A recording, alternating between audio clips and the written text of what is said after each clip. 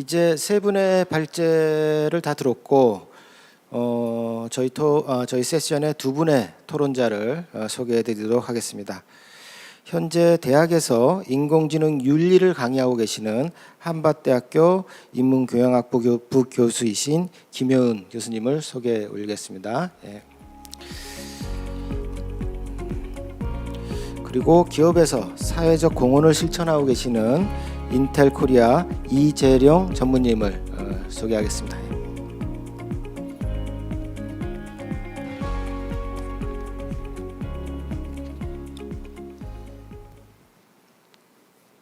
자, 지금부터는 세 분의 발표 내용에 대해서 두 분 토론자들의 토론 시간을 갖도록 하겠습니다. 우선 순서는 김효은 교수님이 먼저 해주시고 그 다음에 이재룡 전무님께서 해주시겠습니다. 예, 부탁드립니다. 네, 안녕하십니까. 김효은입니다. 오늘 굉장히 좋은 자리에 초대해 주셔서 감사하고요. 앞에 세 분 강연 말씀 너무 잘 들었고, 특히 그 인공지능 윤리를 그냥 이론적으로가 아니라 굉장히 체계적이고 실천적으로 하신 거 보고 저도 아까 사회자님 말씀처럼 이렇게 정말 이게 가능하구나라는 생각이 들어서 굉장히 의미 있는 시간이 됐던 것 같고요. 일단 이제 질문을 먼저 드리면 첫 번째 월시 교수님 강연을 들었을 때 조금 달랐던 점이 인공지능 윤리에 이제 이슈들이 굉장히 많은데 그런 건 사실 새로운 건 없다라는 점이 굉장히 인상적이었고 그렇지만 자율성에 대한 부분은 있다라고 하신 점이 굉장히 좀 새로운 그 시각을 제시하는 걸로 해서 굉장히 의미 깊었고요. 근데 이제 자율성에 대한 얘기를 조금 더 들어보고 싶었지만 이제 시간이 좀 제한돼 있어서 아쉬운 점이 있었고, 그다음에 이제 전창배 이사장님 말씀하신 거에서도 굉장히 새로운 비전이 오늘 여러 가지로 제시가 많이 됐는데, 특히 이제 지금까지 인공지능 윤리에 대한 가이드라인이 이제 국내외에서 많이 선포가 됐고, 그다음에 그거에 대한 지금 스탠다드를 마련을 하고 있는 걸로 알고 있거든요. 근데 그거와 더불어서 이제 기업과 같이 가니까 기업에 대한 규제는 어떻게 해야 되느냐라는 것이 나오면서 이제 기업 측에서는 나름대로 이제 방안을 마련하고 있고, 과연 그게 있어야 되냐 없어야 되냐라는 또 이슈를 또 소개해 주셨어요. 근데 저는 새로운 제시를 하신 것으로 눈에 굉장히 재밌었던 게 핀셋 규제 방식을 대안으로 소극적 방식이어야 된다라고 하면서 중재안을 제시하셨는데, 그거에 대한 거를 조금 더 궁금하고요. 그게 이제 하나의 대안이 될 수 있지 않을까 하는 굉장히 좀 구체적인 얘기를 듣고 싶습니다.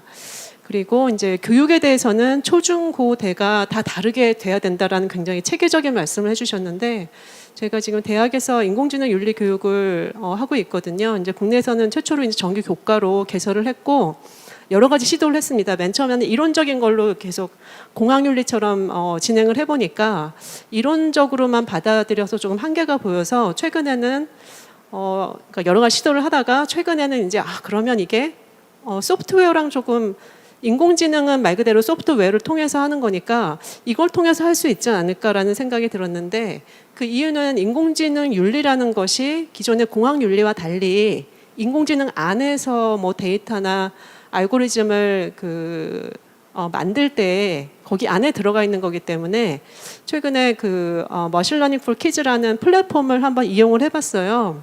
그래서 이제 아이들에게 거기다 데이터를 너희들이 원하는 주제를 잡고 프로젝트를 이제 진행하게 했거든요. 그래서 데이터를 넣어보고 변수를 만들어보고 그다음에 다른 데이터를 한번 넣어보면 결과가 어떻게 다르게 나오나. 그래서 이렇게 넣으면은 다르게 나오는데 이런 것들에서 여러분이 이제 편향을 발견해보고 그런 것들을 완화시키려면 데이터를 다르게 넣으면 어떻게 될까를 스스로 이제 하게 했거든요. 그래서 제가 그렇게 해봄으로써 저는 그냥 시도를 해본 것뿐인데, 그럼으로써 제가 이제 얻은 생각은 이것이 인공지능 윤리 교육도 되면서 소프트웨어 교육이 동시에 되겠구나라는 생각을 했고요. 그래서 윤리 교육 따로, 인공지능 교육 따로 이게 아니라 인공지능과 소프트웨어 교육이 같이 갈 수 있는 하나의 방안이 될 수 있지 않을까라는 생각이 들고, 초중고에 대해서는 제가 생각을 안 해봤지만 아마 여기 저 전무님께서 얘기하시지 않을까라는 생각을 해봅니다. 그러면 일단 질문과 제 의견을 간단하게 마치도록 하겠습니다. 네, 김 교수님의 그 질문부터 받는 것으로 하겠습니다. 그럼 토비 왈시 교수님께서 먼저 답변해 주시면 감사하겠습니다. Sure. I think there's no magic bullet here. 네, 뭐 마법의 해결책은 없는 것 같습니다. AI가 제기하는 문제들을 해결하려면 새로운 윤리적인 틀이 필요한 건 아니다라는 말씀을 아까 드렸지요. 자율성의 문제를 빼고는 아니다라고 이야기를 드렸지요.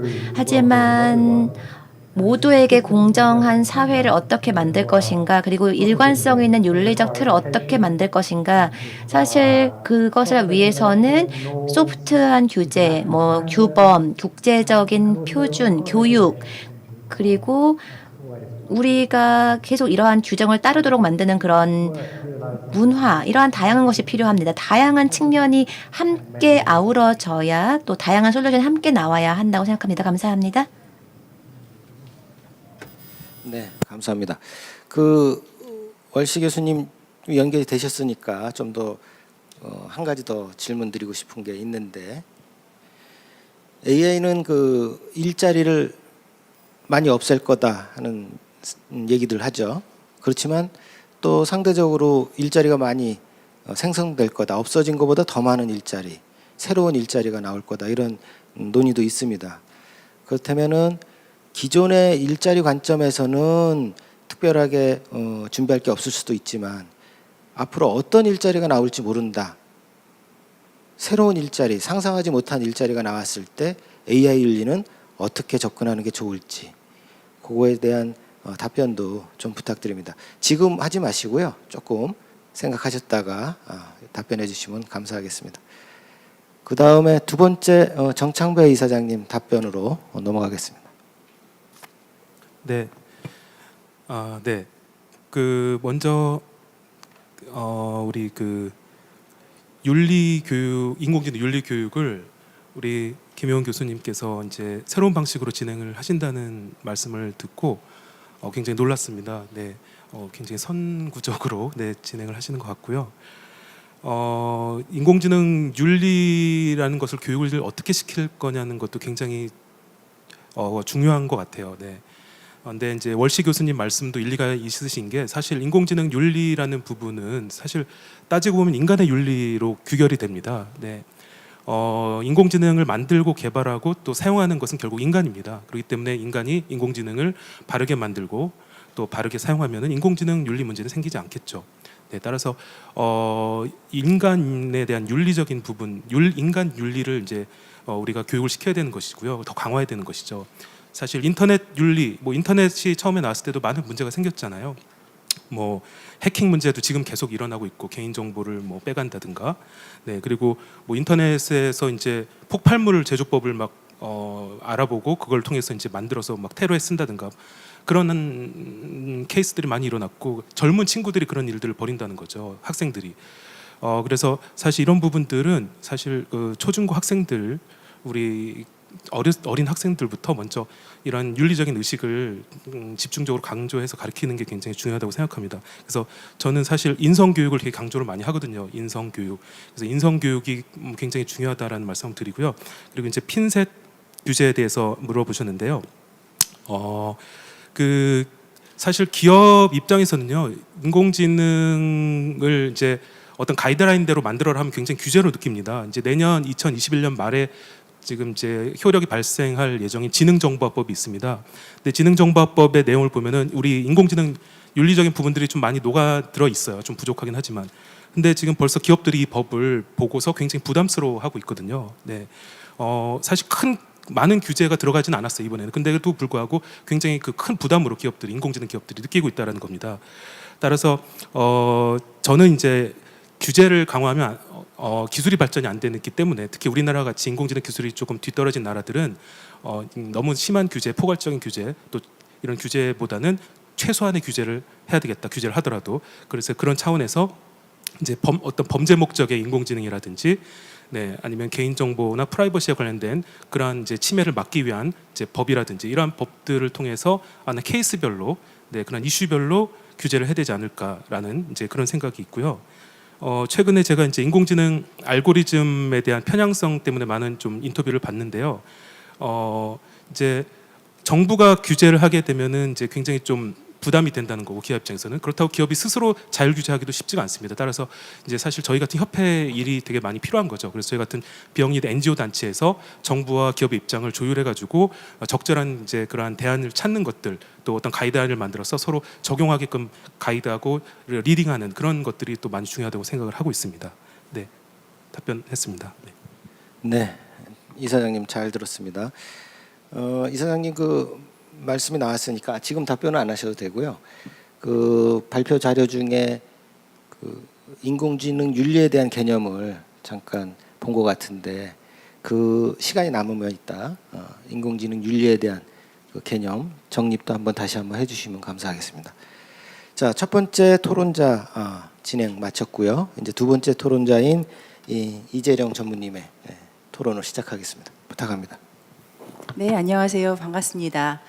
저도 자장님 말씀하신 것처럼 우리 세 분 발표자님 말씀을 굉장히 너무 재밌게 들었고요. 이 인공지능 윤리라는 것이 그냥 한 편의 서브젝트가 아니라 인공지능 전체에 거쳐서 너무너무 중요하다는 것을 한 번 더 느낄 수 있는 시간이었습니다. 저희 토비 교수님께 제가 드리고 싶은 질문은 교수님께서 이제 인공지능으로 변화되는 미래 사회라든지 이런 거를 굉장히 여러 가지 비디오를 통해서 재미있게 보여주시고, 또한 각국의 나라들이 어떻게 정책을 펴고 또한 그 프린시플을 만드는지를 아주 거대하게 또 보여주셨어요. 여기서 이제 핵심이 결국은 저는 이제 자라난 아이들에 대해서 좀 더 얘기를 하고 싶은데요. 이러한 자라나는 아이들 또한 대비시키는 게 굉장히 중요하다고 하셨는데, 이 역할은 누가 해야 되며 또한 그 역할을 하는 사람을 어떻게 도와줘야 되는지에 대해서 말씀을 해주시면 좋겠고요. 우리 이사장님께 드리고 싶은 질문은 이사장님께서 지금 이 인공지능이 어떻게 보면 유토피아와 디스토피아를 나누는, 그래서 굉장히 공감을 할 수 있었고, 또한 윤리교육을 이 인공지능 윤리를 잘하는 거는 결국은 교육에서 시작된다라고 하셨는데 여전히 비슷한 맥락인데요. 도대체 누가 이게, 왜냐면 모르는 게 아니잖아요.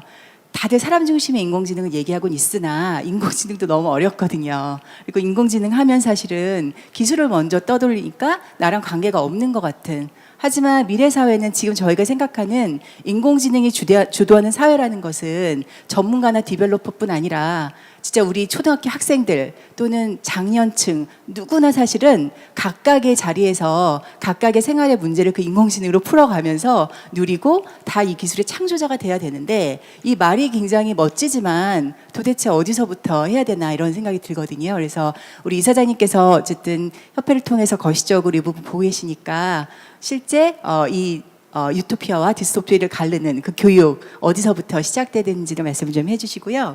그리고 우리 윤 대표님 반갑습니다. 제가 처음 시작했을 때부터 너무나 좋은 사회적 기업으로 굉장히 사실 굉장히 감명을 받았었는데, 말씀 들어보니 계속 성장하고 계시고 또한 그렇게 굉장히 좋은 그 펀딩을 통해서 한국뿐 아니라 다른 나라에서도 자폐이자 아동이나 이런 친구들이 그냥 일자리를 단순한 뭐라도 하는 게 아니라 그들의 역량에 맞는 그 끌어올려서 한다는 건 너무너무 대단한 일이신 것 같아요. 그래서 여성뿐 아니라 자폐 아이들 그리고 또한 시각장애인 이런 어떻게 보면 굉장히 모두 다 중요하다고 얘기하지만, 그리고 솔루션을 내지만 그 솔루션이 상당히 아직은 약한 그런 데 비해서는 너무 어그러시브하게 하시고 무엇보다 거기서 굉장히 경제적으로도 하신다니까 너무너무 고무적이고요. 그 대표님께 드리고 싶은 질문은, 이렇게 좋은 모델을 사실은 스케일링 하셔야 되는데요. 그죠? 그 테스트웍스뿐만 아니라 많은 사회적 기업들이 또는 많은 사회적 기업이 아니더라도 기업들이 벤치마크를 해야 될 텐데 어떻게 그거를 도우실 수 있는지를 제가 좀 여쭤보고 싶어요. 그래서 왜냐하면 혼자 하실 수 있는 일이 아니고 모두 도와야 되는데, 그래서 이제 지금까지 질문 드렸던 교육의 문제가 됐던 또는 이런 다양성을 중심으로 한, 우리가 다양하게 데이터셋을 가져가야 된다고 하지만 실제 일자리의 문화가 그렇게 다양한 사람들 중심으로 막 그 전문가와 비전문가 또는 장애인과 일반인이 섞여서 하는 거기서 사실 다양한 데이터셋을 얘기하지 않아도 자연적으로 나오는 그 환경을 만드시는 거잖아요. 어떤 협력을 통해서 이걸 할 수 있고, 또한 정부와 또한 기업 또는 사회적 기업, 아카데미아 또는 NGO 이 역할이 어떤지에 대해서 질문을 좀 거창하게 드렸는데요. 그 질문을 드리고자 합니다. 고맙습니다. 네, 전무님 감사합니다. 그러면 우선 그 전무님의 그 질문 답변 순서는 토비 왈시 교수님부터 답변하시는 걸로 그렇게 하겠습니다. 자, 교수님 부탁드립니다. 프로페서? 네, 감사합니다. 정말 훌륭한 연사분들이 말씀을 해주셨고 또 많은 그 패널분들이 교육에 대해서 계속 강조해 주시고 계셔서 너무나 감사합니다. 젊은 이들, 새로운 미래 세대를 위한 교육이 정말 중요하다는 것을 다 이해하고 계신 것을 너무나 기쁘고요. 중요한 질문을 해주셨습니다. 올바른 스킬, 무슨 스킬을 우리가 어린이들에게 가르쳐야 하는가. 그렇게 해야지 우리가 2050년 이후의 시대를 준비할 수 있는가. 이러한 말씀도 정말 의미가 컸는데요.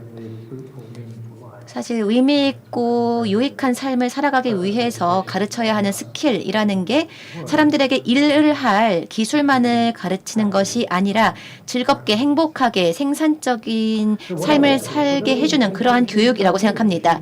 기계는 무엇을 할 수 있을까요? 기계는 사회적인 지능이나 감성 지능, 창의성 이러한 것은 부족할 수밖에 없을 겁니다. 그렇기 때문에 올드 패션으로 돌아가야 합니다. 제가 말씀을 드리는 것은 그렇다고 해서 모든 사람들이 다 그냥 수작업 일을 해야 한다 그런 말은 아닙니다. 그런 기존의 일들이 다 대체될 거기 때문에 사람들은 수작업이나 해야 한다 이런 얘기는 아니고요.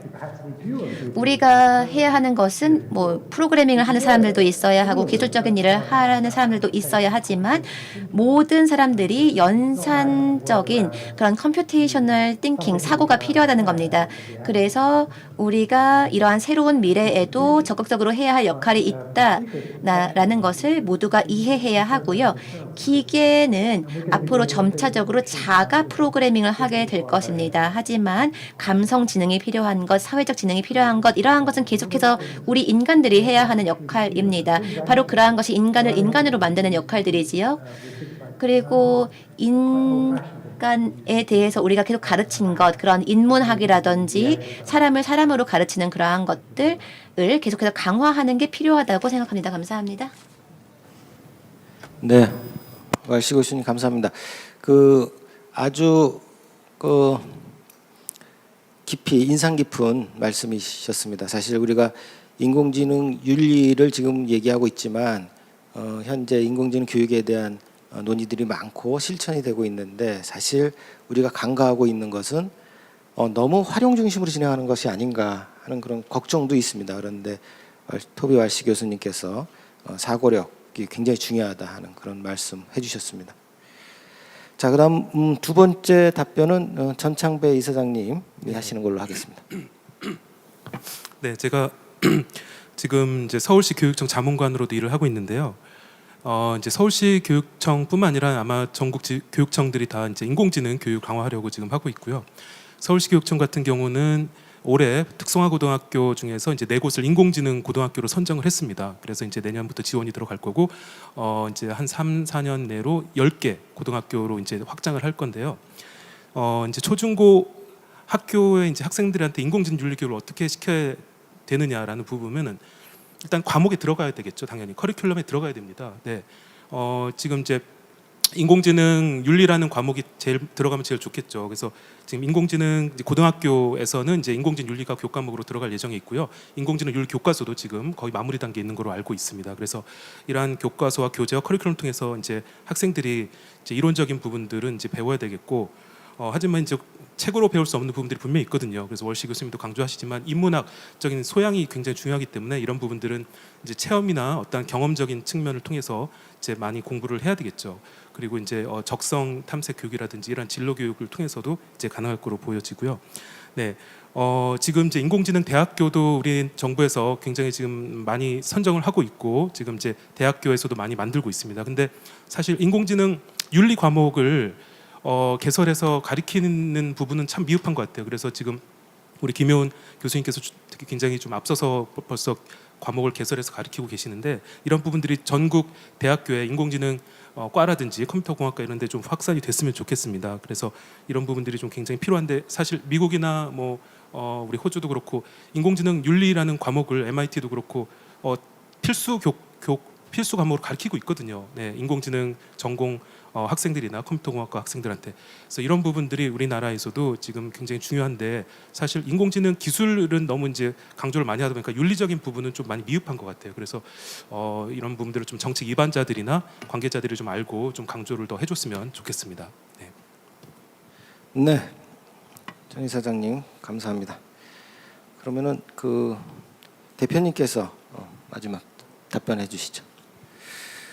결국에는 전무님이 그 질문하신 게 뭐 어떻게 좀 생태계를 좀 구축해야 되느냐 그런 질문으로 제가 이해했는데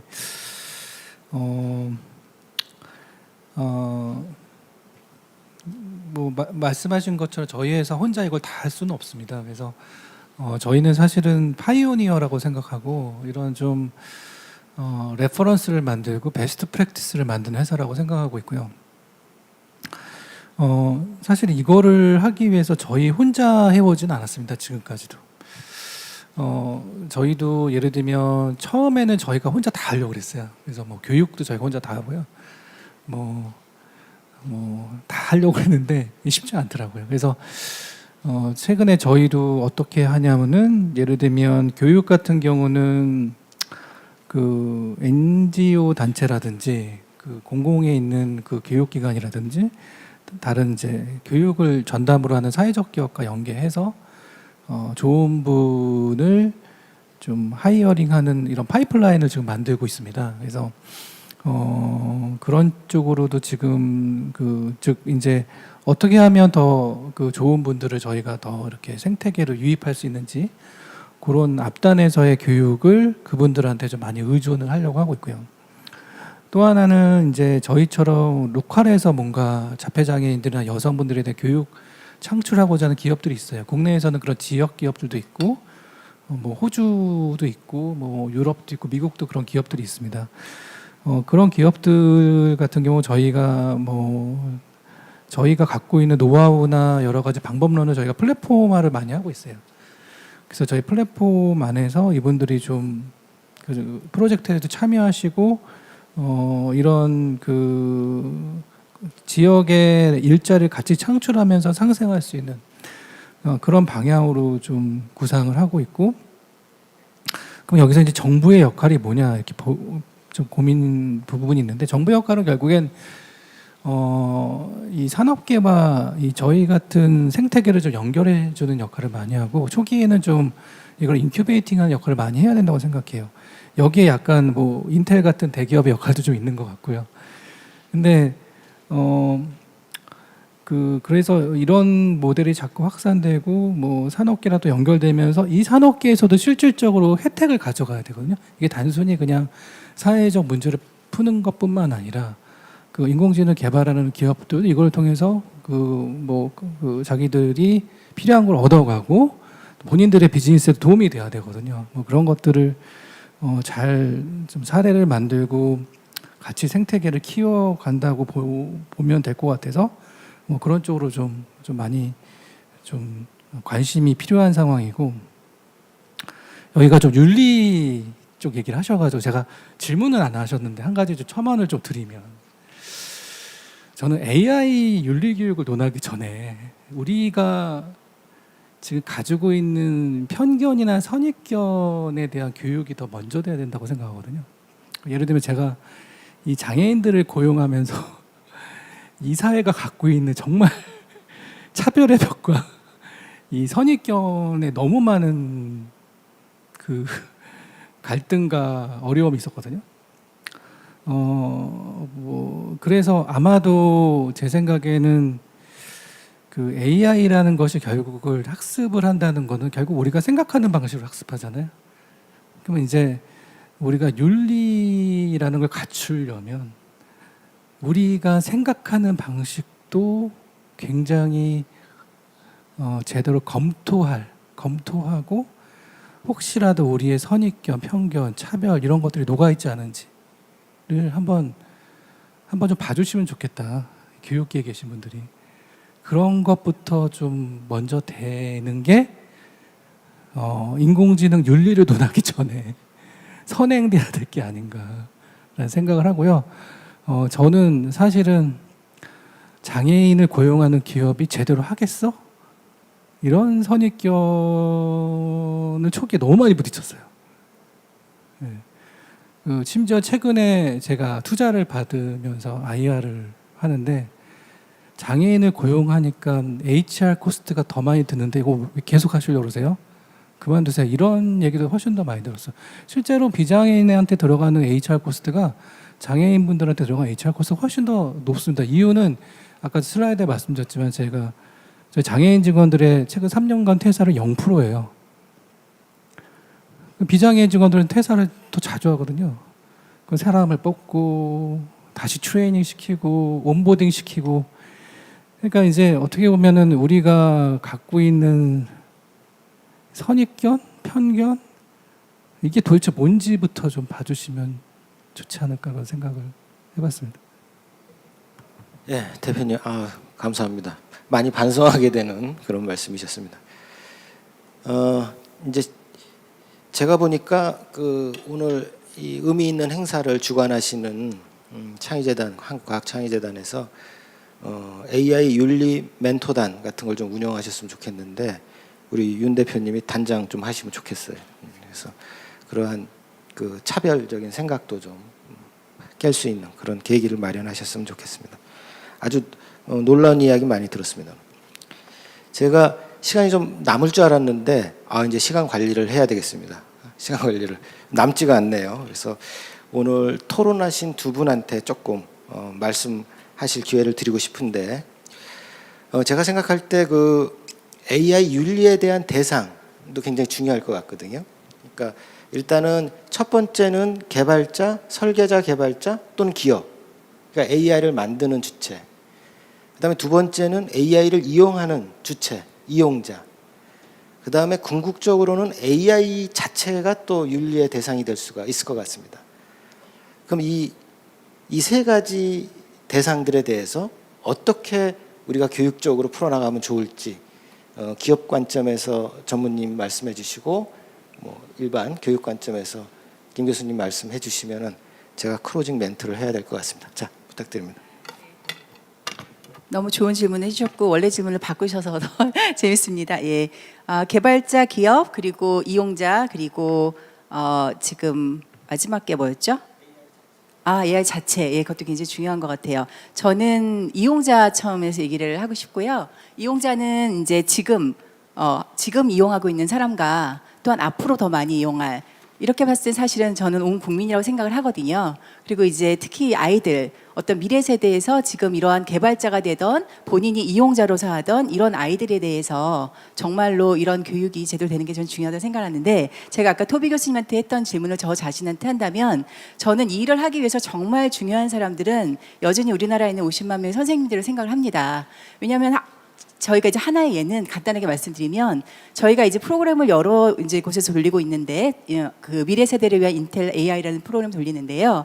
인천 송천구의 예를 들면 이 송천구 학생들이 한 6개월 이상의 이 프로젝트를 통해서 그 음성을 합성해 가지고 유명인의 사실 대통령의 목소리를 가지고 텍스트화하는 프로젝트를 했어요. 근데 이거를 하다 보니 이제 딥러닝과 페이크에 이제 교수님 잘 아시는 딥페이크로 애들이 진짜 이해하게 된 거예요. 그래서 원래 계획은 이 음성 합성한 모델을 인터넷에 올려서 이걸 가지고 조금 바꿔서 사람들이 써보게끔 하고 싶었는데 그랬다가는 정말 악용 환세가 막 나올 것 같은 그래서 사실은 거의 6개월 1년간의 장정으로 만든 프로젝트를 확 뒤바꿔서 그 모델을 올리지는 않고 그냥 그걸 소개하고 또한 새로운 모델을 만들 수 있게 하는 바꾸는 그런 작업을 했거든요. 그리고 또 친구들이 한 게 아까 우리 이사장님 코드 오브 컨덕 규범 얘기하셨는데 행동규범 아이들이 나의 코드 오브 컨덕 5가지 내가 이 AI 프로젝트를 만들고 이걸 디플로이 할 때 어떤 코드를 가져가실 것인가.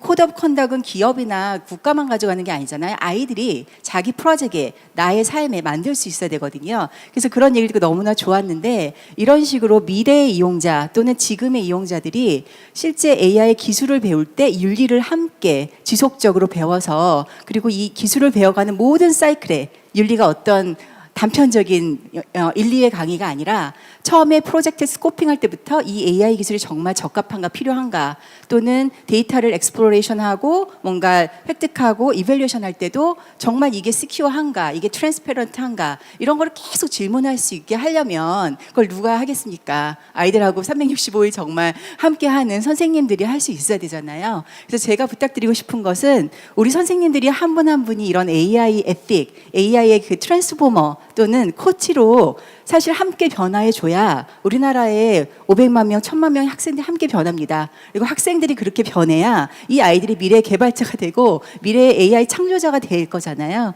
그래서 정말 그런 거를 학교에서부터 우리 선생님들이 용기 내서 하실 수 있도록 도와주셨으면 합니다. 고맙습니다. 감사합니다. 자, 김 교수님. 저는 사실 오늘 저기 토론자로 참여하면서 각자 그냥 질문하고 답변하고 이렇게 진행이 될 줄 알았는데 의외로 같은 방향으로 새로운 가치를 만들어내자는 방향으로 모이는 것 같아서 굉장히 좋고요. 아까 대표님 말씀하신 걸 굉장히 공감하는 게, 제가 AI 윤리 교육을 그냥 뭐 새로운 교과를 만든다 이렇게 사실 하진 않았고, 제가 AI 윤리의 이슈들을 보니까 인공지능의 문제는 결국은 인간의 문제라는 생각이 들었어요. 왜냐하면 데이터가 거기 들어가는데 데이터를 만드는 사람들은 결국은 인간들이거든요. 그래서 인공지능의 편향이라든가 뭐 트랜스페런시라든가 이런 이슈들이 있지만, 그런 문제가 해결되려면 인공지능을 바라볼 게 아니라 일단은 그거를 만드는 인간부터가 윤리적이 돼야 되는데, 이 사회가 일단은 그렇지 않으면 사실은 인공지능이 너 나빠 이렇게 얘기하기는 사실은 우리가 너무 책임을 엉뚱한 기계한테 돌리는 거거든요. 그래서 결국은 인공지능의 문제는 인간의 문제다라는 얘기를 드리고 싶고, 지금 결국 아까 말씀하신 거 답이 다 나오는 것 같아요. 결국은 인간 사회와 문화가 조금 변해야지만 인공지능으로 인한 뭐 안전사고나 여러 가지 윤리적 문제나 그런 것도 다 없어질 수가 있기 때문에 인공지능은 어떻게 보면 인간의 거울인 것처럼 생각이 되거든요. 그래서 우리 인간을 다시 돌아볼 수 있는 거울로 인공지능을 좀 바라보게끔, 뭐 아까 말씀하신 이사장님 말씀하신 인성교육을 아마 기존 방식이랑은 많이 좀 바꿔야 된다고 생각을 합니다. 이게 이론적 말고 아까 말씀하신 것처럼 직접 이렇게 좀 해봐서 이렇게 거구나라고 깨닫는 약간 그런 교육이 나와야 되는데, 그러려면은 좀 기존 프레임이랑 많이 바뀌어야 된다고 생각을 하고요. 그러려면 좀 젊은 분들이 많이 힘을 모아서 좀 진행을 해야 될 것 같습니다. 네, 감사합니다. 네, 감사합니다. 오늘 사실 저는 시간이 많이 남을 줄 알고 클로징 멘트 2가지를 준비했는데 한 가지만 말씀드려야 될 것 같습니다. 전창배 이사장님 그 발제 내용에서 제가 좀 인용을 했는데, 디지털 기술은 윤리적 의무를 수반해야 한다. 기술 진전이 공익의 적이 될 경우 야만이 지배하는 불행한 퇴보의 시대가 찾아올 것이다 라고 프란치스코 교황께서 말씀하셨습니다. 지금 오늘 이 시간이 앞으로 우리가 더 AI 윤리, 디지털 포용성을 성찰하는 계기가 되었으면 합니다. 못다한 이야기는 다음 기회에 한번 했으면 좋겠습니다. 오늘 참여해 주셔서 감사합니다. 네.